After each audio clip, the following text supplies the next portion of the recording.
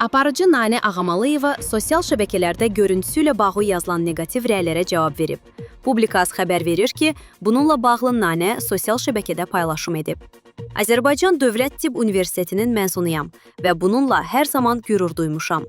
Məni tanıyan hər kəs bilir ki, həkim olaraq sağlam və düzgün həyat tərzinə həmişə üstünlük vermişəm. Amma məni tanımayanların da diqqətinə çatdırmaq istəyirəm ki, sağlamlıq ilk növbədə ruhdan başlayır. Ruhu sağlam olan insanlar həyata daha işıqlı və daha güclü baxırlar. Həyata baxışınız sizin aynanızdır. Sağlam yaşayın, sağlam qidalanın, idmanla məşğul olun.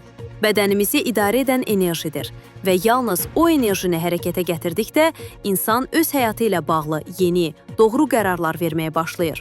Bu həyatı, bu ömrü bizə bəxş edən Allahdır. Həyatınızı, düzəninizi, ömrünüzü gözəlləşdirməyə tələsin. Mən həm həyatımdan, həm də Allahımdan hər zaman çox razıyam. İstədiyim hər nə varsa, artıqlaması ilə mənə bəxş edib, əlhəmdülillah.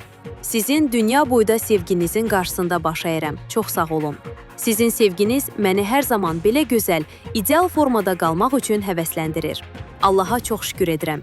Şükür sənə ilahi, sevin, sevilin. Qarşıdan Ramazan ayı gəlir. Çox böyük sevinç hissi ilə bu müqəddəs ayın gəlişini gözləyirik. Sizi, tamaşaçılarımı çox sevirəm. Allah hər kəsə bu müqəddəs günlərin sevincini yaşamağı nəsib etsin. Amin. Ölkəmizin gözəl xanımları çoxdur. Azərbaycan qadını isə özü bütünlükdə bir gözəllik, zəriflik və ləyaqət nümunəsidir. Nanə bildirib.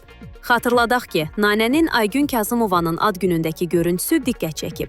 Aparıcının həddən artıq arıq olması diqqətdən yayınmayıb.